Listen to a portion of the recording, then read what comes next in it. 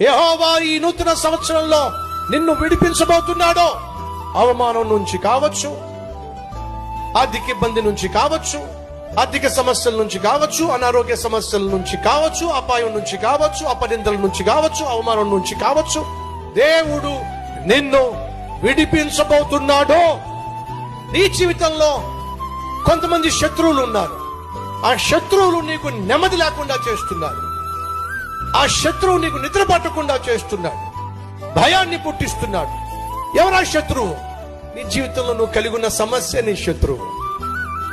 నీ జీవితంలో నువ్వు ఎదుర్కొంటున్నటువంటి పోరాటమే నీ శత్రువు. నీ జీవితంలో ఈ రోజు నీకున్నటువంటి